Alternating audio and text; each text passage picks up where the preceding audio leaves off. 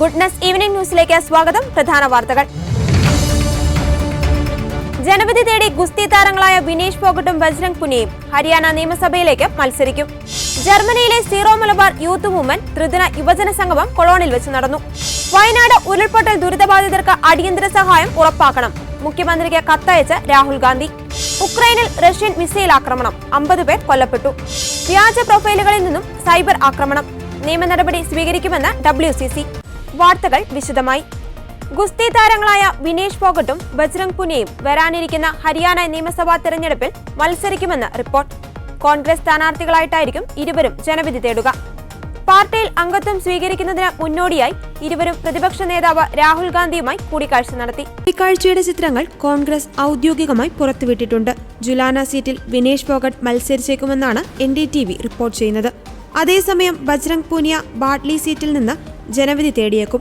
വിനേഷ് ഫോഗട്ട് സജീവ രാഷ്ട്രീയത്തിലേക്ക് പ്രവേശിക്കാൻ ഒരുങ്ങുന്നതായി നേരത്തെ റിപ്പോർട്ടുകൾ ഉണ്ടായിരുന്നു. ഒളിമ്പിക്സിന് ശേഷം പാരീസിൽ നിന്ന് നാട്ടിലേക്ക് തിരിച്ചെത്തിയ താരത്തിന് ഉജ്ജ്വല സ്വീകരണമാണ് ലഭിച്ചത്. കോൺഗ്രസ് നേതാവും MPയുമായ ദീപേന്ദ്ര ഹൂഡയുടെ നേതൃത്വത്തിലായിരുന്നു വിനേഷിന് സ്വീകരണം നൽകിയത്. തിങ്കളാഴ്ച ചേർന്ന കോൺഗ്രസ് കേന്ദ്ര തെരഞ്ഞെടുപ്പ് കമ്മിറ്റി യോഗത്തിൽ 34 സ്ഥാനാർത്ഥികളുടെ അന്തിമ പട്ടിക കോൺഗ്രസ് തയ്യാറാക്കിയിരുന്നു. തുടർന്ന് ബുധനാഴ്ച കോൺഗ്രസിന്റെ സ്ഥാനാർത്ഥി പട്ടിക പൂർണ്ണമായും പുറത്തുവിടുമെന്ന് ഹരിയാനയുടെ ചുമതലയുള്ള IICC അംഗം ദീപക് ബാബരിയ വ്യക്തമാക്കി. കോൺഗ്രസ് ആം ആദ്മി പാർട്ടി സഖ്യസാധ്യതയുമായി ബന്ധപ്പെട്ട ചർച്ചകൾ പുരോഗമിക്കുന്നതിനിടെയാണ് ഇരുവരുടെയും പാർട്ടി പ്രവേശനം. ഒക്ടോബർ 5-ന് ഒറ്റഘട്ടമായാണ് ഹരിയാനയിൽ തിരഞ്ഞെടുപ്പ് നടക്കുക. ഒക്ടോബർ 8-നാണ് വോട്ടെണ്ണൽ. ഒക്ടോബർ 1-ന് നടത്താനിരുന്ന നിയമസഭാ തെരഞ്ഞെടുപ്പ് ഭരണകക്ഷിയായ BJPയുടെ ആവശ്യത്തിന് പിന്നാലെയാണ് കേന്ദ്ര തെരഞ്ഞെടുപ്പ് കമ്മീഷൻ മാറ്റിവെച്ചത്. ബിഷ്ണോയ് വിശ്വാസ സമൂഹത്തിന്റെ ഉത്സവകാലം പരിഗണിച്ചാണ് തീയതി മാറ്റിയതെന്ന് കമ്മീഷൻ അറിയിച്ചു. ജർമ്മനിയിലെ ദേശീയ സീറോ മലബാർ യുവജന സംഗമ ഐക്യത്തിന്റെ ഭാഗമായി കൊളോണിൽ 3 ദിവസങ്ങളിലായി നടത്തപ്പെട്ട സംഗമത്തിൽ 200-ൽ പരം യുവജനങ്ങളും 184 നവകുടുംബങ്ങളും 64ഓളം കുട്ടികളും പങ്കെടുത്തു. യൂറോപ്പിന്റെ ഹൃദയത്തിലേക്ക് ചേക്കേറുന്ന പുതുതലമുറയെ അവരുടെ പൈതൃക വിശ്വാസത്തെയും പാരമ്പര്യത്തെയും കൈവിടാതെ പിടിക്കുവാൻ SMYM സംഘടനകൾക്കൊപ്പം വർഷങ്ങളായി പ്രാർത്ഥിക്കുകയും പ്രയത്നിക്കുകയും ചെയ്യുന്ന യൂറോപ്പിലെ സീറോ മലബാർ അപ്പസ്റ്റോലിക് വിസിറ്റേറ്റർ അഭിവന്ദ പിതാവ് മാർ സ്റ്റീഫൻ ചിറപ്പണത്ത് ചടങ്ങ് ഉദ്ഘാടനം ചെയ്തു.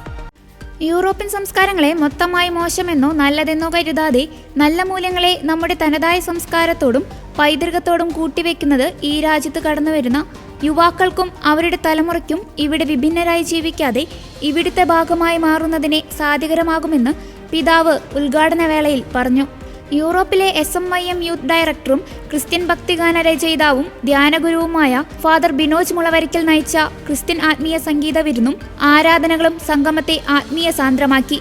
ദൈവത്തിന്റെ ശബ്ദം വിരൽത്തുമ്പിൽ തപ്പുന്ന കാലത്ത് അതിന്റെ വിവിധ മാനങ്ങൾ ഉൾക്കൊള്ളും വിധം തന്റെ ജീവിതത്തിന്റെ ഒരു ഏടിൽ നിന്നും പകർന്നെഴുതിയ എഴുത്തുകാരനും മീഡിയ ഇൻഫ്ലുവൻസറുമായ ജോസഫ് അന്നക്കുട്ടി ജോസ് ആയിരുന്നു എവേക്ക് ജർമ്മനിയുടെ resource person. Nivedita psycho spiritual ഇൻസ്റ്റിറ്റ്യൂട്ടിൽ നിന്നും സർട്ടിഫൈഡ് ആയ 17ഓളം സിസ്റ്റേഴ്സ്, 20ഓളം യൂത്ത് ലീഡേഴ്സ് എന്നിവരുടെ നേതൃത്വത്തിൽ വിവിധ വിഷയങ്ങളെപ്പറ്റി വർക്ക്ഷോപ്പുകളും നടന്നു.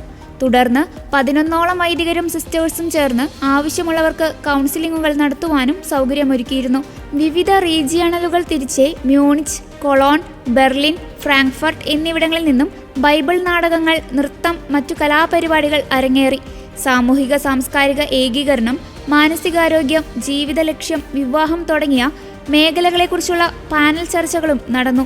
Syro Malabar apostolic coordinator general father Clement Chiriyar, father Antony Koottumal, father Alex Thekkekoothu, father Thomas Karukayil, father Johnson Thottathil എന്നിവർ പ്രസംഗിച്ചു.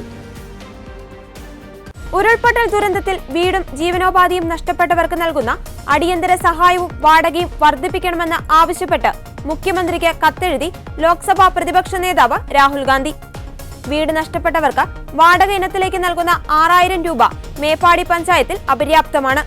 താൽക്കാലിക ആശ്വാസമായി നൽകുന്ന 10000 രൂപയും അപര്യാപ്തമാണ്. മേപ്പാടിയിൽ നിലവിലുള്ള വാടകയുടെ തുക നൽകണമെന്നും അടിയന്തര സഹായധനം വർദ്ധിപ്പിക്കണമെന്നും അദ്ദേഹം കത്തിൽ ആവശ്യപ്പെട്ടു. വീട് നഷ്ടപ്പെട്ടവർക്ക് വാടകയ്ക്ക് നൽകുന്ന 6000 രൂപ മേപ്പാടി പഞ്ചായത്തിൽ അപര്യാപ്തമാണ്. ദുരന്തത്തിൽ ഒട്ടേറെ കൃഷിഭൂമിയും ജനങ്ങളുടെ ജീവനോപാധിയും നഷ്ടപ്പെട്ടിട്ടുണ്ട്. വലിയ പ്രദേശം കൃഷിഭൂമി കൃഷിയോഗ്യമല്ലാതെയും ആയിട്ടുണ്ട്. നിലവിൽ സർക്കാർ പ്രഖ്യാപിച്ചിരിക്കുന്ന 2 മുതിർന്നവർക്ക് 300 രൂപ എന്ന തുക വർദ്ധിപ്പിക്കുകയും 1 മാസം എന്നത് 1 വർഷത്തേക്ക് നീട്ടുകയും വേണമെന്ന് കത്തിൽ അദ്ദേഹം ആവശ്യപ്പെട്ടു. ദുരിതാശ്വാസത്തിലും പുനരധിവാസത്തിലുമുള്ള വെല്ലുവിളികളെ മറികടക്കാൻ സർക്കാർ വകുപ്പുകളുടെ ഏകോപനം കാര്യക്ഷമമാക്കണം. ദുരന്തത്തിന് ശേഷം താനും സഹോദരി പ്രിയങ്ക ഗാന്ധിയും സന്ദർശിച്ചപ്പോൾ കണ്ട കാഴ്ചകൾ ഹൃദയഭേദകമായിരുന്നു. വിഷയം ലോക്സഭയിൽ ഉന്നയിച്ചപ്പോൾ മരണപ്പെട്ടവരുടെ കുടുംബങ്ങൾക്കും ദുരന്തബാധിതർക്കുമുള്ള കേന്ദ്ര സഹായം വർദ്ധിപ്പിക്കണമെന്ന് ആവശ്യപ്പെട്ടിട്ടുണ്ടെന്ന് കത്തിൽ ചൂണ്ടിക്കാണിക്കുന്നു. ദുരന്തത്തിന് ശേഷം സമൂഹത്തിലെ എല്ലാ വിഭാഗങ്ങളും സർക്കാരും ദുരന്ത നിവാരണ സംവിധാനങ്ങളും ഒരുമിച്ച് നടത്തിയ പ്രവർത്തനത്തെ അഭിനന്ദിച്ച അദ്ദേഹം ദുരിതാശ്വാസ പ്രവർത്തനങ്ങളിൽ സർക്കാരിന്റെ പൂർണ്ണ പിന്തുണയുണ്ടാവുമെന്ന് വ്യക്തമാക്കി. അതിനിടെ വയനാട് ഉരുൾപൊട്ടലിലെ ദുരന്തബാധിതരുടെ ഉൾപ്പെടെ വൈത്തിരി താലൂക്കിലെ വായ്പകളിൽ മേലുള്ള റവന്യൂ റിക്കവറി നടപടികൾക്ക് സർക്കാർ മൊറട്ടോറിയം പ്രഖ്യാപിച്ചു. ഇനിയൊരു അറിയിപ്പുണ്ടാകുന്നതുവരെ ജപ്തി നടപടികൾ നിർത്തിവെക്കുമെന്നാണ് സർക്കാർ ഉത്തരവ്. ദുരന്തബാധിത മേഖലകളിലെ ആളുകളുടെ വായ്പകൾക്ക് പ്രഖ്യാപനം ബാധകമായിരിക്കും. കഴിഞ്ഞ ജൂലൈയിൽ പാസാക്കിയ റവന്യൂ റിക്കവറി ഭേദഗതി നിയമത്തിന്റെ അടിസ്ഥാനത്തിലാണ് സർക്കാരിന്റെ നിർണായക തീരുമാനം. റവന്യൂ മന്ത്രി കെ രാജനാണ് സർക്കാർ ഉത്തരവിറക്കിയത് സംബന്ധിച്ച് ഫേസ്ബുക്ക് കുറിപ്പിലൂടെ അറിയിച്ചത്. ADGP MR അജിത് കുമാർ ഉൾപ്പെടെയുള്ള ഉന്നത പോലീസ് ഉദ്യോഗസ്ഥർക്കെതിരെ താൻ നൽകിയ പരാതിയിൽ നടപടിയുണ്ടാകുമെന്ന ഉറപ്പ് എവിടെ നിന്നും ലഭിച്ചിട്ടില്ലെന്ന് PV അൻവർ. ഉദ്യോഗസ്ഥർക്കെതിരായ പരാതി CPM സംസ്ഥാന സെക്രട്ടറി MV ഗോവിന്ദന് നൽകിയ ശേഷം മാധ്യമങ്ങളോട് സംസാരിക്കുകയായിരുന്നു അൻവർ. ADGPക്കെതിരെ അടക്കമുള്ള പരാതി അന്വേഷിക്കാൻ അദ്ദേഹത്തിന്റെ കീഴിലുള്ള ഉദ്യോഗസ്ഥനെ നിയോഗിച്ചതിലുള്ള അതൃപ്തിയും അൻവർ പ്രകടിപ്പിച്ചു. ഹെഡ് മാസ്റ്ററെ കുറിച്ച് അന്വേഷിക്കുന്നത് പ്യൂണാകരുതെന്നും അങ്ങനെ ഉണ്ടായാൽ അതിന്റെ ഉത്തരവാദിത്തം പാർട്ടിക്കും സർക്കാരിനുമുണ്ടാകുമെന്നും അൻവർ ഓർമ്മിപ്പിച്ചു. ഞാൻ ഉയർത്തിയ വിഷയങ്ങളുമായി പൊതുസമൂഹത്തിന് മുന്നിലുണ്ടാകും, അതിൽ ഒരു തർക്കവുമില്ല. ADGPയെ മാറ്റി നിർത്തിയുള്ള അന്വേഷണം വേണമോ എന്നത് സർക്കാരും മുഖ്യമന്ത്രിയുമാണ് തീരുമാനിക്കേണ്ടത്. പാർട്ടിക്ക് മുന്നിലും ഇത് സംബന്ധിച്ച പരാതി നൽകിയിട്ടുണ്ട്. ഇത് അന്തസ്സുള്ള സർക്കാരും മുഖ്യമന്ത്രിയും പാർട്ടിയുമാണ്. അവരുടെ മുന്നിലാണ് എൻ്റെ പരാതി നൽകിയിട്ടുള്ളത്. ജനങ്ങളുടെ മുന്നിലാണ് ഞാൻ കാര്യങ്ങൾ തുറന്നു പറഞ്ഞിട്ടുള്ളത്. ഹെഡ് മാസ്റ്ററെ കുറിച്ച് പരാതി നൽകിയാൽ അദ്ദേഹത്തിന് കീഴിലുള്ള അധ്യാപകരും പ്യൂണുമല്ല അന്വേഷിക്കുക. അങ്ങനെയുള്ള ഒരു നയം ഉണ്ടാകുമോ? ഞാൻ പരാതി നൽകിയിട്ട് 1 ദിവസമേ ആയിട്ടുള്ളൂ. അത് പഠിക്കട്ടെ, അതിന് നടപടിക്രമങ്ങളുണ്ട്. ഹെഡ് മാസ്റ്ററെ കുറിച്ച് പ്യൂൺ അന്വേഷിക്കുമ്പോൾ അതിന്റെ ഉത്തരവാദിത്തം ഈ പാർട്ടിക്കും സർക്കാരിനും ഉണ്ടാകുമെന്നും അൻവർ പറഞ്ഞു. MR അജിത് കുമാറിനെ ഉന്നയിച്ച ആരോപണങ്ങളിൽ സർക്കാർ പ്രഖ്യാപിച്ച അന്വേഷണ സംഘത്തിലുള്ളത് അദ്ദേഹത്തിന്റെ കീഴുദ്യോഗസ്ഥരാണ്. ആ ഘട്ടത്തിൽ എങ്ങനെ നീതിപൂർവമായ അന്വേഷണം നടക്കുമെന്ന മാധ്യമങ്ങളുടെ ചോദ്യത്തിന് അതേ ചോദ്യം തന്നെയാണ് തനിക്കുമുള്ളതെന്ന് അൻവർ മറുപടി നൽകി. അതിന് പരിഹാരമുണ്ടാകുമെന്നാണ് പ്രതീക്ഷിക്കുന്നതെന്നും അൻവർ കൂട്ടിച്ചേർത്തു. ആ പറഞ്ഞതിൻ്റെ അടിസ്ഥാനത്തിൽ ബഹുമാനപ്പെട്ട മുഖ്യമന്ത്രിക്ക് കൊടുത്ത അതേ പെറ്റീഷൻ ബഹുമാനപ്പെട്ട പാർട്ടി സെക്രട്ടറിക്ക് കൊടുത്തു. അദ്ദേഹം മുഖ്യമന്ത്രിയെ പോലെ തന്നെ കാര്യങ്ങൾ വളരെ വിശദമായി ചോദിച്ചറിഞ്ഞു. ചോദ്യങ്ങൾക്ക് എൻ്റെ എക്സ്പ്ലനേഷൻ കൊടുത്തിട്ടുണ്ട്. ഇനി ബാക്കി കാര്യങ്ങൾ ഗവൺമെൻറ്റും പാർട്ടിയും തീരുമാനിക്കും. ഇപ്പം അങ്ങ് എലിയായി പോയി, അങ്ങയുടെ പോരാട്ടം നിലച്ചു എന്നൊക്കെയുള്ള തരത്തിൽ വാർത്തകളും വ്യാഖ്യാനങ്ങളും വരുന്നുണ്ട്. ഇതിനെയോട് എന്താണ് പ്രതികരിക്കാനുള്ളത്? എലി അത്ര മോശപ്പെട്ട സാധനമൊന്നുമല്ലല്ലോ. ഒരു വീട്ടിലൊരു എലി ഉണ്ടെങ്കിൽ എത്രത്തോളം ബുദ്ധിമുട്ടുണ്ടാവും. അപ്പോൾ അങ്ങനെ എലിയെ അത്ര മോശമാണ് എന്നുള്ള അഭിപ്രായം ആ കാര്യത്തിൽ എനിക്കില്ല. അല്ല, എനിക്കതിൽ പറയാനുള്ളത്, ഇപ്പോൾ വലിയ വാർത്ത ഇപ്പോൾ 2 ദിവസമായിട്ട് കീഴടങ്ങി പൊങ്ങി മുങ്ങി എന്നൊക്കെ ഉണ്ട്. അത് നടക്കട്ടെ. ഇപ്പോൾ എലിയായിപ്പോയി, അതിലൊന്നും എനിക്ക് കുഴപ്പമില്ല. അപ്പോൾ എലിയായാലും പൂച്ചയായാലും ഞാൻ ഉയർത്തിയ എൻ്റെ വിഷയങ്ങളുമായിട്ട് ഈ പൊതുസമൂഹത്തിന് മുന്നിലുണ്ടാകും. അതിൽ ഒരു തർക്കവും നിങ്ങൾ കരുതണ്ട. പിന്നെ ഇപ്പോൾ നിങ്ങളുടെ ചോദ്യം ഇന്നലെയും ചോദിച്ചു, ADGPയെ മാറ്റി നിർത്തണോ? ഞാൻ അപ്പോഴും പറഞ്ഞ ഉത്തരം എന്താ? അത് ഗവൺമെൻറ്റും മുഖ്യമന്ത്രിയുമാണ് അത് തീരുമാനിക്കേണ്ടത്. ഇപ്പോൾ പാർട്ടിക്കും ആ കാര്യങ്ങൾ കൊടുത്തിട്ടുണ്ട്. സ്വാഭാവികമായും ഈ പാർട്ടിയെക്കുറിച്ച് നിങ്ങളെന്താ മനസ്സിലാക്കിയത്?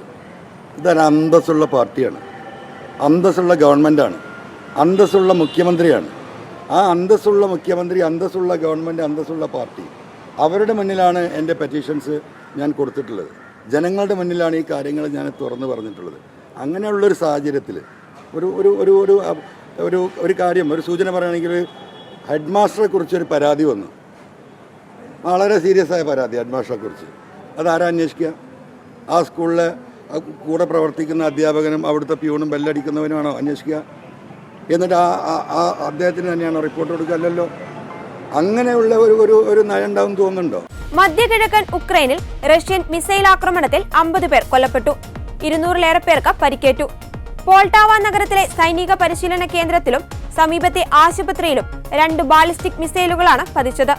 ഉക്രൈൻ പ്രസിഡന്റ് വ്ളാഡിമിർ സെലൻസ്കിയാണ് ഇക്കാര്യം അറിയിച്ചത്.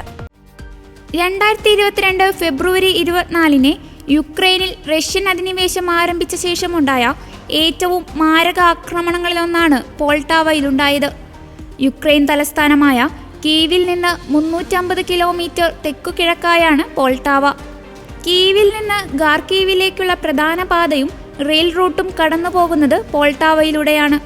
മിസൈൽ ആക്രമണത്തിൽ സൈനിക പരിശീലന കേന്ദ്രത്തിലെ ഒരു കെട്ടിടം ഭാഗികമായി തകർന്നു. കെട്ടിടാവശിഷ്ടങ്ങൾക്കടിയിൽ കുടുങ്ങിയ നിരവധി പേരെ രക്ഷിച്ചു. പോൾട്ടാവയിൽ 3 ദിവസത്തെ ദുഃഖാചരണം നടത്തുമെന്ന് ഗവർണർ ഫിലിപ്പ് റോനിൻ അറിയിച്ചു. അതിനിടെ തിങ്കളാഴ്ച പുലർച്ചെയാണ് ക്രൂസ് ബാലിസ്റ്റിക് മിസൈലുകളുമായി യുക്രൈൻ തലസ്ഥാനത്ത് റഷ്യ ആക്രമണം നടത്തിയത്. കീവ് ഉന്നമിട്ട് 10 ക്രൂസ് മിസൈലുകളും 10 ബാലിസ്റ്റിക് മിസൈലുകളും ഡ്രോണും റഷ്യ പ്രയോഗിച്ചത്. ഇവയെല്ലാം യുക്രൈൻ സേന തകർത്തെങ്കിലും കീവിലെമ്പാടും ഇടതടവില്ലാതെ സ്ഫോടന ശബ്ദം മുഴങ്ങിയതോടെ ജനം ബോംബ് ഷെൽട്ടറുകളിൽ അഭയം തേടി. തകർന്ന മിസൈലുകളുടെ അവശിഷ്ടങ്ങൾ പതിച്ച് കീവിൽ വിവിധയിടങ്ങളിലായി 3 പേർക്ക് പരിക്കേറ്റിരുന്നു. ശനിയാഴ്ചയും ഞായറാഴ്ചയുമായി യുക്രൈനിന്റെ 158 ഡ്രോണുകൾ തകർത്തതായി റഷ്യൻ സേന അറിയിച്ചിരുന്നു. ഇതിൽ 2 എണ്ണം മോസ്കോ ലക്ഷ്യമാക്കിയിട്ടുള്ളതായിരുന്നു. ഇതിനിടെ കിഴക്കൻ യുക്രൈനിലെ ഡോൺബാസിൽ റഷ്യ അതിവേഗം മുന്നേറുന്നതായി പ്രസിഡന്റ് വ്ളാഡിമിർ പുടിൻ പറഞ്ഞു. യുക്രൈനിന്റെ 18% ഇപ്പോൾ റഷ്യൻ സേന കയ്യേറിക്കഴിഞ്ഞു. പ്രധാനമായും പൊക്രോവസ്ക് നഗരം ലക്ഷ്യമിട്ടാണ് കിഴക്കൻ യുക്രൈനിലെ റഷ്യൻ നീക്കം. പി ശശിക്കെതിരായി PV അൻവർ MLA ഉന്നയിച്ച ആരോപണം ശരിയെങ്കിൽ ഗൗരവകരമെന്നും അന്വേഷിക്കേണ്ടതാണെന്നും ഇടതുപക്ഷ കൺവീനർ TP രാമകൃഷ്ണൻ പറഞ്ഞു. അൻവർ ഉന്നയിച്ചത് ഗൗരവമുള്ള കാര്യങ്ങളാണ്. അതിൽ ശക്തമായ അന്വേഷണം വേണമെന്നും മുഖ്യമന്ത്രി നിർദ്ദേശിച്ചതും അതുതന്നെയാണെന്നും TP രാമകൃഷ്ണൻ കോഴിക്കോട് നടന്ന വാർത്താ സമ്മേളനത്തിൽ വ്യക്തമാക്കി. എന്നാൽ സർക്കാരിനെതിരെ പരസ്യ പ്രസ്താവന നടത്തിയത് ശരിയാണോ എന്ന് PV അൻവറാണ് പരിശോധിക്കേണ്ടതെന്നും TP രാമകൃഷ്ണൻ കൂട്ടിച്ചേർത്തു. കേരളത്തിൻ്റെ ബഹുമാനപ്പെട്ട മുഖ്യമന്ത്രി അദ്ദേഹത്തിൻ്റെ പരാതി അടിസ്ഥാനത്തിൽ സമഗ്രമായ പരിശോധനയ്ക്ക് വിധേയമാക്കാമെന്നും ഒരു കുറ്റവാളിയെയും രക്ഷിക്കാൻ കഴിയാത്ത നിലയിലുള്ള നടപടികളിലേക്ക് പോകുമെന്നും മുഖ്യമന്ത്രി വ്യക്തമാക്കി കഴിഞ്ഞിട്ടുണ്ട്. അത് എല്ലാ കാലത്തും ഇവിടെ എടുത്തിട്ടുള്ള നിലപാടാണ്. കേരളത്തിൽ ഇത്രയധികം വേട്ടയാടപ്പെട്ട ഒരാൾ കേരളത്തിൻ്റെ മുഖ്യമന്ത്രി പിണറായി വിജയനെ പോലെ വേട്ടയാടപ്പെട്ട ഒരാളുമില്ല. നിങ്ങൾക്കും അത് അനുഭവമുള്ള കാര്യം തന്നെയാണ്. അത് നിലപാടിനെ എല്ലാം അതിജീവിച്ചുകൊണ്ട് തന്നെയാണ് എല്ലാ പ്രതിസന്ധി ഘട്ടങ്ങളിലും കേരളത്തിന് കരുത്തുറ്റ നേതൃത്വമായി കേരളത്തിൻ്റെ മുഖ്യമന്ത്രി പ്രവർത്തിക്കുന്നത്. അദ്ദേഹത്തിൻ്റെ നിശ്ചയദാർഢ്യം തന്നെയാണ് കേരളത്തിൻ്റെ ഈ അത്ഭുതകരമായ വികാസത്തിന് കാരണമായി നിൽക്കുന്നത്.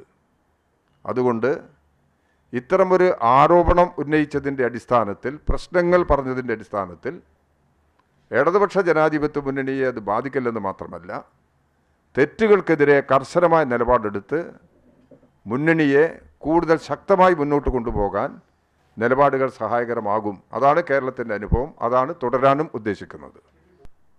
ജനങ്ങളെ വിശ്വാസത്തിലെടുത്തും ജനങ്ങളിൽ നിന്ന് പ്രശ്നങ്ങൾ പഠിച്ചും അനുഭവിച്ചും ഭാവി പ്രവർത്തനങ്ങളുമായി മുമ്പോട്ട് പോകാനാണ് ശ്രമിച്ചിട്ടുള്ളത്. ഇന്നും ആ ശ്രമം തുടരുകയാണ്.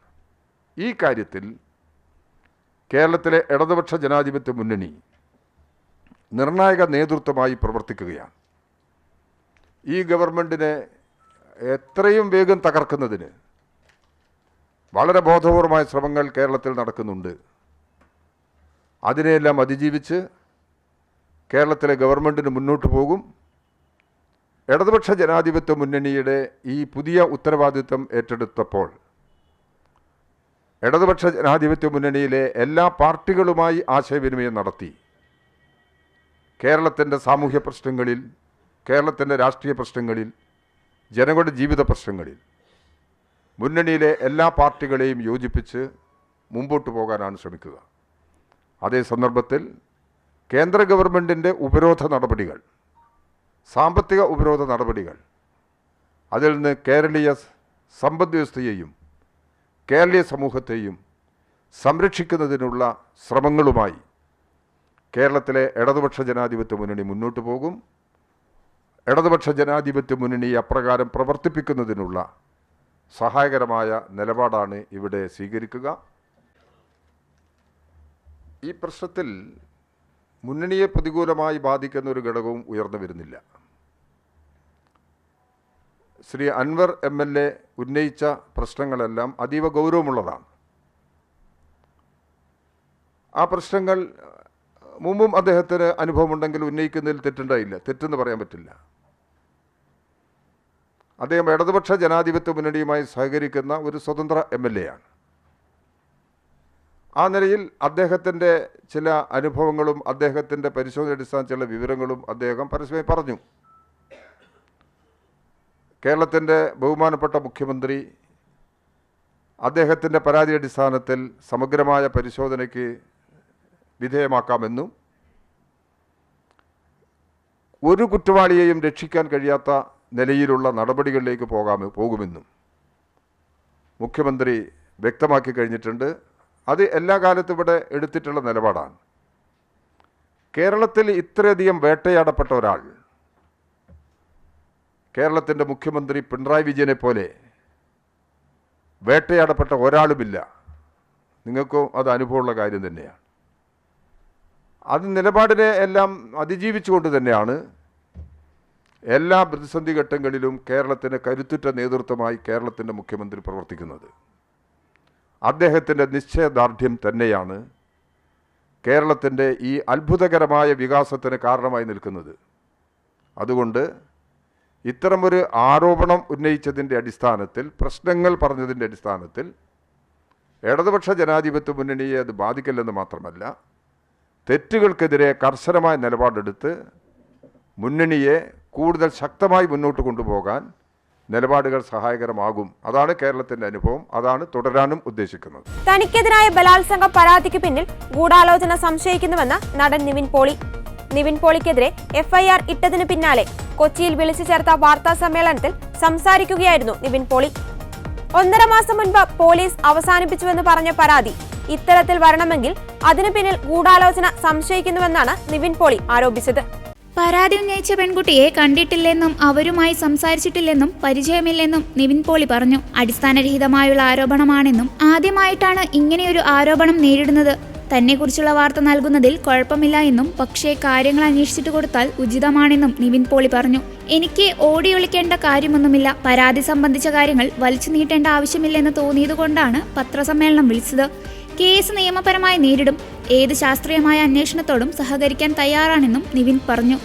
കുടുംബം തന്റെ ഒപ്പമുണ്ടെന്നും നിവിൻ പോളി പറഞ്ഞു. ആദ്യം അമ്മയെ വിളിച്ചാണ് പറഞ്ഞത്. അവരെല്ലാം എന്റെ കൂടെയാണ്.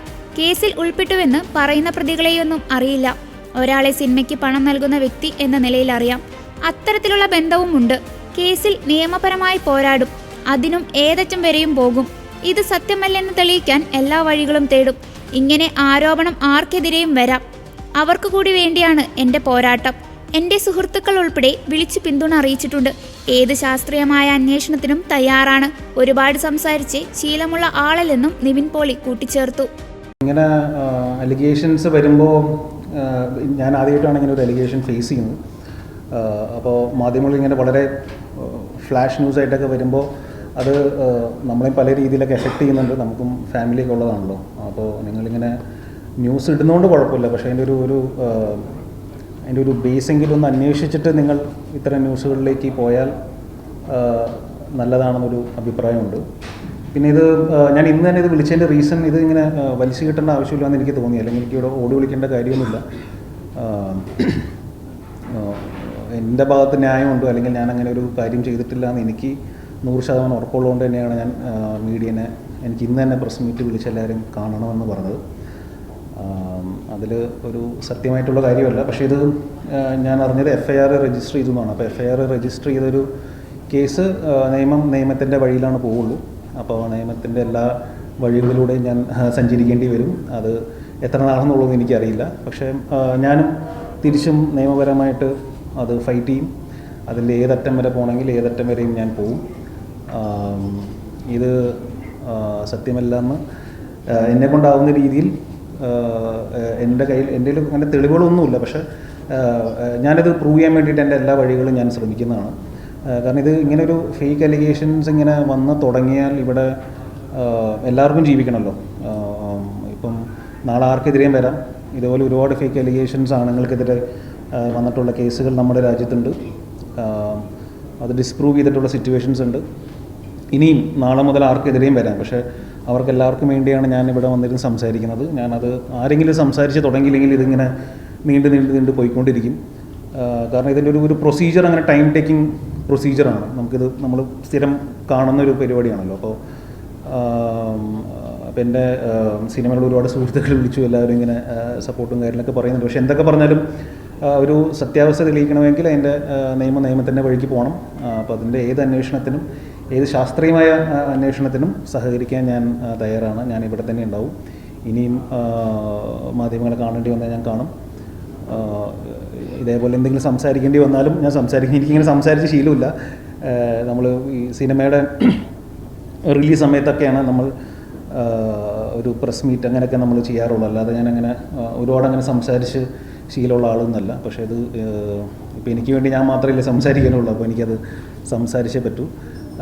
നിങ്ങൾ ന്യൂസ് കൊടുക്കണമെങ്കിൽ കൊടുത്തോളൂ, അത് നിങ്ങളുടെ ഉചിതം പോലെ ചെയ്യും. പക്ഷേ ഇത് നാളെ അത് സത്യമല്ല തെളിഞ്ഞാലും നിങ്ങളതേ ഇപ്പോൾ ചെയ്യുന്ന അതേ രീതിയിൽ തന്നെ എൻ്റെ കൂടെ നിൽക്കണം എന്ന് ഞാൻ നിങ്ങളോട് അപേക്ഷിക്കുന്നു.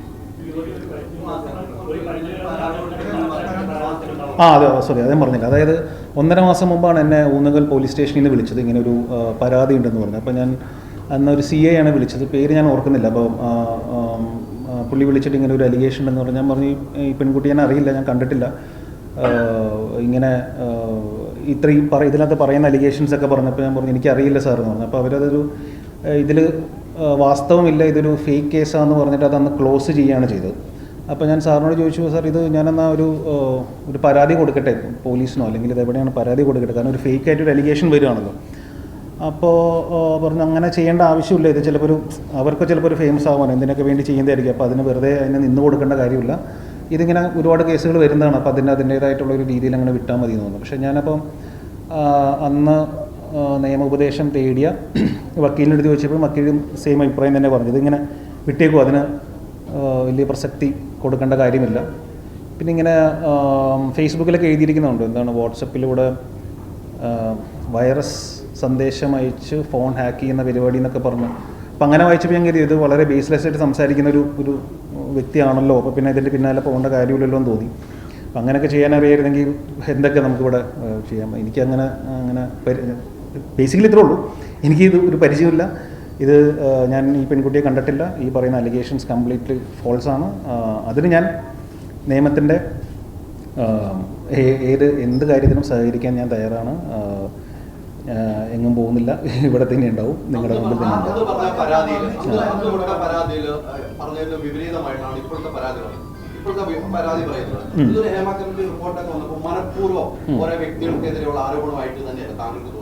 ഇത് മനഃപൂർവ്വമായിട്ടുള്ളൊരു ആരോപണമാണ്. ഇത് ഒരാൾ ഇൻഡിപെൻഡൻ്റ് ആയിട്ട് എടുക്കുന്ന തീരുമാനമാണോ, ഇതിൻ്റെ പിന്നിൽ എന്തെങ്കിലും ഒരു ഗൂഢാലോചന ഉണ്ടോ എന്നുള്ള കാര്യം എനിക്കറിയില്ല. പക്ഷെ ഞാൻ വിശ്വസിക്കുന്നത് ഇതിൻ്റെ പിന്നിലൊരു അങ്ങനത്തെ ഒരു ഗൂഢാലോചന ഉണ്ടാകണം എന്നാണ് ഞാൻ വിശ്വസിക്കുന്നത്. ആയിരിക്കണമെന്ന് എനിക്ക് തോന്നുന്നു. ശരി.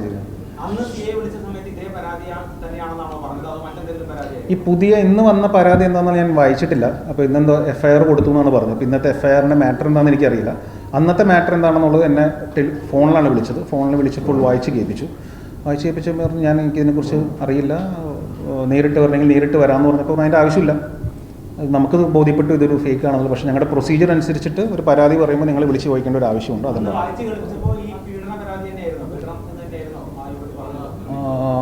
അങ്ങനെ എന്തൊക്കെയായിരുന്നു അതിൻ്റെ അത് പറഞ്ഞത്, കറക്റ്റായിട്ട് ഞാൻ ഓർക്കുന്നില്ല. പക്ഷേ ഇതേ മൂഡിലുള്ള പരിപാടിയായിരുന്നു. ഒരു ഹോട്ടൽ മുറിയിൽ പോകുന്നു, ഒരു ഹോട്ടലിൽ ചെന്ന് ഇങ്ങനെ കണ്ടു, പരിചയപ്പെട്ടു, പിന്നെ എന്തോ പീഡിപ്പിച്ചു, അങ്ങനെ എന്തൊക്കെ രീതിയിലാണ് അന്ന് പറഞ്ഞതെന്നാണ് എൻ്റെ ഒരു ഓർമ്മ. അതിന് ഞാൻ ഈ ഫേസ്ബുക്കിൽ ഈ പോസ്റ്റ് കണ്ടപ്പോൾ ഞാൻ ആര്യനെ വിളിച്ചിരുന്നു. അപ്പോൾ ആര്യനെ വിളിച്ചപ്പോൾ നമ്മളിതിന് കാസ്റ്റിംഗ് കോളിന് നമ്മളൊരു ആഡ് പോലെ കൊടുത്തിരുന്നു. അപ്പോൾ അതിന് ഒരുപാട് എൻക്വയറീസ് വന്നിട്ടുണ്ടെന്ന് പറഞ്ഞു. അപ്പോൾ ഞാൻ പറഞ്ഞു ആര്യൻ ഇങ്ങനെ ഒരു അലിഗേഷൻ ഉണ്ട്, ഇങ്ങനെ നിങ്ങൾ എന്താണ് പറയുക ഓഡിഷൻ നടത്തിയിരുന്നു എന്ന് ചോദിച്ചു. അപ്പോൾ ആര്യൻ പറഞ്ഞു ഞങ്ങൾ ഓഡിഷൻ നടത്തിയിട്ടില്ല, ഞങ്ങൾക്ക് ഒരുപാട് എൻട്രി വന്നതിൽ നിന്ന് ആര്യന് മനസ്സിൽ ഇഷ്ടപ്പെടുന്ന ആൾക്കാർ ഷോർട്ട് ലിസ്റ്റ് ചെയ്തുകൊണ്ടിരിക്കുന്നുള്ളൂ. ഞങ്ങൾ ഇതുവരെ ഓഡീഷനിലേക്ക് എത്തിയിട്ടില്ല എന്ന് പറഞ്ഞു. ഞാൻ വിചാരിച്ചു ഈ ഓഡീഷനിൽ വന്നിട്ടുള്ള ആരോ ഇനി എന്തെങ്കിലും ഓഡിഷൻ നടത്തി അതിന് ഇഷ്ടപ്പെടാത്ത എന്തെങ്കിലും കാര്യങ്ങൾ ഇവരുടെ ഭാഗത്ത് ഉണ്ടായിട്ടാണോ എന്ന് ഞാൻ ക്രോസ് ചെക്ക് ചെയ്താണ് ആദ്യമേ. പക്ഷെ അപ്പോൾ അങ്ങനെ ഒരു പരിപാടി, അതായത് ഓഡീഷനിലേക്ക് അത് നടന്നിട്ടില്ല എന്നാണ് സംവിധായകൻ എൻ്റെ അടുത്ത് പറഞ്ഞത്. പിന്നെ ഞാൻ ഈ സമയത്ത് ഞാൻ മലയാളി ഫ്രം ഇന്ത്യയുടെ ഷൂട്ടുണ്ടായിരുന്നു. അത് കഴിഞ്ഞിട്ട് ഞാൻ ഹോട്ട്സ്റ്റാറിന് വേണ്ടി ചെയ്യുന്ന ഫാർമ എന്ന് പറഞ്ഞൊരു സിനിമയുടെ ഷൂട്ടായിട്ട് ഞാൻ പാലക്കാടായിരുന്നു. അങ്ങനെ പല പല സ്ഥലത്ത് ഞാൻ ട്രാവൽ ചെയ്തിട്ടുണ്ട്. അപ്പോൾ ഇതിൻ്റെ ഒരു വേറൊരു ഇഷ്യൂ എന്താണെന്ന് വെച്ചാൽ ഇതിപ്പോൾ ലീഗലി നിൽക്കുന്നതുകൊണ്ട് ഒരുപാട് കാര്യങ്ങൾ എനിക്ക് മീഡിയയുടെ മുമ്പിൽ വെളിപ്പെടുത്താൻ പറ്റുന്നൊരവസ്ഥയല്ല. അതിനോടൊരു പരിധി കൂടുതൽ സംസാരിക്കരുതെന്ന് പറഞ്ഞിട്ടുണ്ട്. ഇതിന് എനിക്ക് സംസാരിച്ച് ശീലമില്ല, അപ്പം അറിയാതെ എന്തെങ്കിലും പുറത്ത് വരുമെന്നുള്ളത് എനിക്ക് അറിഞ്ഞുകൂടാ. പക്ഷേ ഞാനും കെയർഫുള്ളായിരിക്കുകയാണ്, കാരണം അത് സൂക്ഷിക്കണം. ഇസ്രായേലിന് ആയുധം നിഷേധിച്ച ബ്രിട്ടന്റെ നടപടി ലജ്ജാകരമെന്ന് ഇസ്രായേൽ പ്രധാനമന്ത്രി ബെഞ്ചമിൻ നെതന്യാഹു. കാടത്തത്തിനെതിരെ ഇസ്രായേലിനൊപ്പം നിൽക്കേണ്ട ബ്രിട്ടന്റെ തെറ്റായ തീരുമാനം ഹമാസിനെ ശക്തിപ്പെടുത്തുമെന്ന് അദ്ദേഹം സോഷ്യൽ മീഡിയയിൽ കുറിച്ചു. 30ഓളം ആയുധ ഭാഗങ്ങൾ ഇസ്രായേലിലേക്ക് കയറ്റുമതി ചെയ്യേണ്ടെന്നാണ് ബ്രിട്ടൻ കഴിഞ്ഞ ദിവസം തീരുമാനിച്ചത്. ഇസ്രായേലിന് ആയുധം കയറ്റുമതി ചെയ്യുന്നതിനുള്ള 350 ലൈസൻസുകളിൽ 30 റദ്ദാക്കാനാണ് തീരുമാനിച്ചതെന്ന് ബ്രിട്ടീഷ് വിദേശകാര്യമന്ത്രി ഡേവിഡ് ലാമി അറിയിച്ചു. യുദ്ധവിമാനം, ഹെലികോപ്റ്റർ, ഡ്രോൺ മുതലായവയുടെ പാർട്സുകൾക്കാണ് നിരോധനം ഏർപ്പെടുത്തിയിരിക്കുന്നത്. ആയുധോപരോധമല്ല ഈ നടപടിയെന്ന് ഡേവിഡ് ലാമി വ്യക്തമാക്കി. ഗാസയിൽ ഇസ്രായേലും ഹമാസും തമ്മിൽ നടന്നുകൊണ്ടിരിക്കുന്ന സംഘർഷത്തിന്റെ പശ്ചാത്തലത്തിലാണ് നടപടിയെന്നും UK വിദേശകാര്യമന്ത്രി പറഞ്ഞു. സുരക്ഷയ്ക്കായി ഇസ്രായേലിന് സ്വയം പ്രതിരോധിക്കേണ്ടതുണ്ടെന്ന് തിരിച്ചറിയുന്നതായി ലാമി പറഞ്ഞു. പക്ഷേ ഇസ്രായേൽ അവലംബിക്കുന്ന രീതികളെക്കുറിച്ചും സാധാരണക്കാരുടെ ജീവൻ അപകടത്തിലാകുന്നതിനെക്കുറിച്ചുമുള്ള റിപ്പോർട്ടുകളിൽ ആശങ്കയുണ്ടെന്ന് UK വിദേശകാര്യമന്ത്രി പാർലമെന്റിൽ പറഞ്ഞു.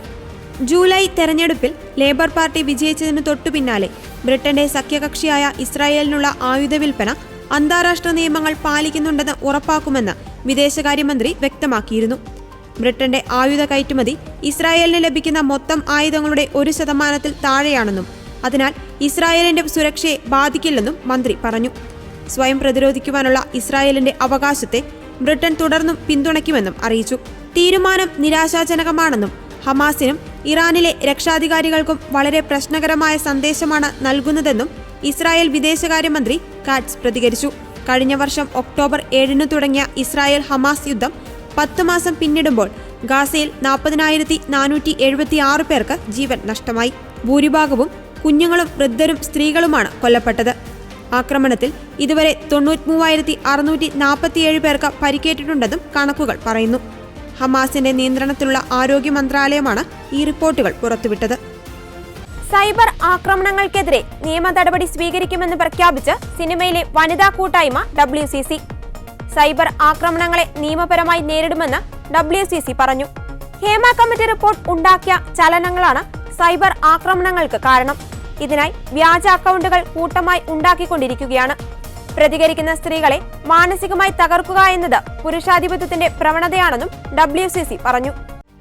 മലയാള സിനിമാ മേഖലയിൽ മാറ്റങ്ങൾ അനിവാര്യമെന്ന് സിനിമയിലെ വനിതകളുടെ സംഘടനയായ WCC നേരത്തെ പ്രതികരിച്ചിരുന്നു. ഹേമ കമ്മിറ്റി റിപ്പോർട്ടിന്റെ പശ്ചാത്തലത്തിൽ സ്ത്രീകൾ മൗനം വെടിയാൻ തീരുമാനിച്ചു. തൊഴിലിടത്തെ ചൂഷണങ്ങൾ തിരിച്ചറിഞ്ഞ് അടയാളപ്പെടുത്താനും സ്ത്രീകൾ മുന്നോട്ട് വന്നു. ലൈംഗികാതിക്രമം പോലെ തന്നെ ഗൗരവമുള്ളതാണ് തൊഴിലിടത്തെ ലിംഗവിവേചനമെന്നും WCC ഫേസ്ബുക്ക് പോസ്റ്റിലൂടെ പറഞ്ഞു.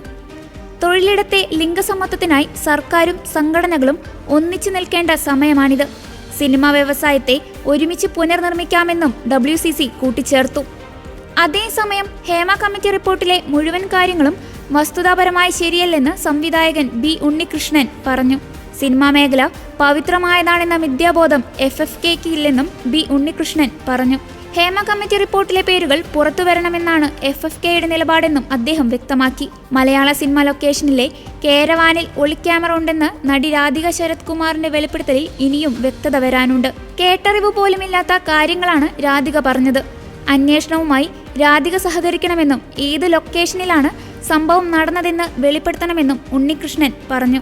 അമ്മ സംഘടനയിൽ നിന്ന് രാജിവെച്ച മോഹൻലാലിനെ പിന്തുണച്ചും ഉണ്ണികൃഷ്ണൻ പ്രതികരിച്ചു. രാജിയുടെ സത്യസന്ധതയെ അംഗീകരിക്കണം. പൊതുസമൂഹവും മാധ്യമങ്ങളും പ്രതീക്ഷിക്കും വിധം ഇടപെടാൻ കഴിയാത്തതുകൊണ്ടാണ് ലാൽ രാജിവെച്ചത്. അത് അദ്ദേഹത്തിന്റെ സ്വഭാവത്തിന്റെ ഭാഗമാണെന്നും ഉണ്ണികൃഷ്ണൻ കൂട്ടിച്ചേർത്തു. 2020 US പ്രസിഡന്റ് തെരഞ്ഞെടുപ്പിൽ ഡെമോക്രാറ്റിക് പാർട്ടി സ്ഥാനാർത്ഥി ജോ ബൈഡൻ ജയിച്ചതായുള്ള ഫലം പാർലമെന്റ് മന്ദിരമായ ക്യാപിറ്റോളിൽ നടന്ന ആക്രമണങ്ങളുമായി ബന്ധപ്പെട്ട കേസിൽ പരിഷ്കരിച്ച കുറ്റപത്രത്തിലെ ആരോപണങ്ങളുമായി ബന്ധമില്ലെന്ന് ഉറപ്പിച്ച ഡൊണാൾഡ് ട്രംപ് കേസിൽ കുറ്റക്കാരനല്ലെന്ന് വാദിക്കുമെന്നും കോടതിയിൽ സമർപ്പിച്ച രേഖയിൽ ട്രംപ് വ്യക്തമാക്കി. പാർലമെന്റ് ആക്രമണ കേസിൽ ട്രംപിനെതിരായ ആരോപണം മയപ്പെടുത്തി ഓഗസ്റ്റിലാണ് പുതിയ കുറ്റപത്രം സമർപ്പിച്ചത്. കേസ് നോക്കുന്ന സ്പെഷ്യൽ കൗൺസിൽ ജാക്ക് സ്മിത്ത് വാഷിംഗ്ടണിലെ ഫെഡറൽ കോടതിയിലാണ് പുതിയ കുറ്റപത്രം നൽകിയത്. ബൈഡന്റെ വിജയം അംഗീകരിക്കാൻ പാർലമെന്റ് മന്ദിരമായ ക്യാപിറ്റലിൽ 2021 ജനുവരി 6 ഇരുസഭകളും കൂടിയപ്പോൾ ട്രംപ് അനുകൂലികൾ ഇരച്ചുകയറി ആക്രമണം നടത്തിയതുൾപ്പെടെ വിവാദ സംഭവങ്ങളിലാണ് പരിഷ്കരിച്ച കുറ്റപത്രം. മുൻ പ്രസിഡന്റ് എന്ന നിലയിൽ തിരഞ്ഞെടുപ്പ് നടത്തിപ്പിൽ പിഴവുകൾ സംശയിച്ച് ജസ്റ്റിസ് ഡിപ്പാർട്ട്മെന്റ് ഉന്നത ഉദ്യോഗസ്ഥൻ സംസ്ഥാനങ്ങൾക്ക് കത്തയക്കാൻ നീക്കം നടത്തിയതുവഴി ആ വകുപ്പിന്റെ നിയമ നടത്തിപ്പധികാരം ദുരുപയോഗം ചെയ്യാൻ ട്രംപ് ശ്രമിച്ചെന്ന പഴയ കുറ്റപത്രത്തിലെ ആരോപണ ഭാഗമാണ് പ്രധാനമായും നീക്കിയത്. സുപ്രീം കോടതി കഴിഞ്ഞ മാസം അംഗീകരിച്ച പ്രസിഡന്റ് പരിരക്ഷയുടെ പരിധിയിൽപ്പെടുന്നത് കൊണ്ടാണിത്. ജോ ബൈഡന്റെ വിജയം അംഗീകരിക്കാൻ 2021 ജനുവരി 6 US കോൺഗ്രസിന്റെ ഇരുസഭകളും സമ്മേളിക്കുന്നതിനിടെ അക്രമാസക്തരായ നൂറുകണക്കിന് ട്രംപ് അനുകൂലികൾ ക്യാപിറ്റോൾ മന്ദിരത്തിലെ സുരക്ഷാ വലയം ഭേദിച്ച് അകത്തുകടന്ന് അവിടം കലാപഭൂമിയാക്കി മാറ്റുകയായിരുന്നു. ഈ സംഭവത്തിൽ 700 പേരാണ് അറസ്റ്റിലായത്. ട്രംപ് നടത്തിയ അടിസ്ഥാനരഹിതമായ പരാമർശങ്ങളാണ് ക്യാപിറ്റോളിലെ അക്രമ സംഭവങ്ങളിലേക്ക് നയിച്ചതെന്ന നിഗമനത്തിൽ അദ്ദേഹത്തിന്റെ സമൂഹ മാധ്യമ അക്കൗണ്ടുകൾ ഫേസ്ബുക്കും ഇൻസ്റ്റാഗ്രാമും താൽക്കാലികമായി മരവിപ്പിച്ചിരുന്നു. ഇതോടെ ഗുഡ്നസ് ഈവനിംഗ് ന്യൂസ് ഇവിടെ പൂർണ്ണമാകുന്നു. കൂടുതൽ വാർത്താ അപ്ഡേറ്റുകൾക്കായി ഗുഡ്നസ് ന്യൂസ് ചാനൽ സന്ദർശിക്കുക. നന്ദി.